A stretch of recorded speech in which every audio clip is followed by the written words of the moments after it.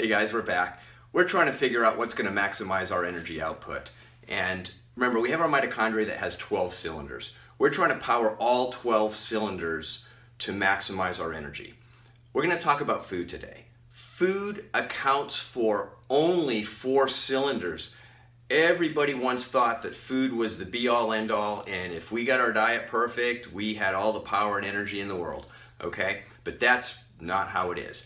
Food accounts for 4 cylinders, so if we get it exactly right with food, we're basically a Nissan Sentra, 4-cylinder car, and that's the maximum energy we're going to have. We're not going to have that Ferrari engine if we don't take advantage of the other 8. But we do need the food, and so the food is important, at least for 1/3 of those cylinders. So how is food broken down? Food is broken down into carbohydrates, proteins, and fats. And basically, carbohydrates and fats are what end up getting converted to energy in our mitochondria to power those 4 cylinders. 1 unit of a carbohydrate converts to 36 units of energy, okay? 1 unit of fat converts to 147 units of energy. So we can see fat converts to more energy, about 4 to 4.5 times more energy. So we have to figure out what combination of carbohydrates and fats we want to get into that engine to maximize its output.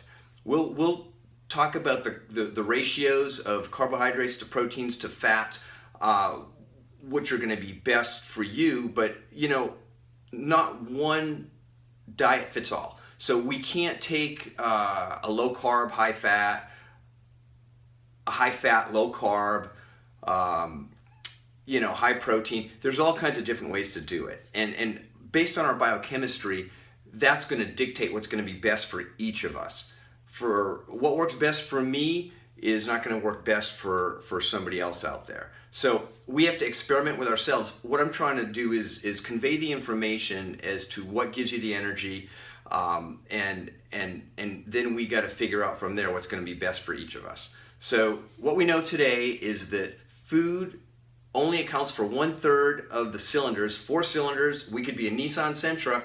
If we have a Nissan Sentra and we put premium fuel in it, which is the best fuel for our engine, then we're running a Nissan Sentra with premium fuel. But what do we want? We want a Ferrari engine. We want premium fuel in a Ferrari. So, but we do have to start with those 4 cylinders, and then we will move on from there. So stay tuned.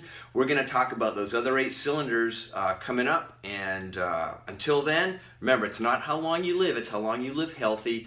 And in order to live healthy, you need to maximize your energy output. So we'll talk to you real soon.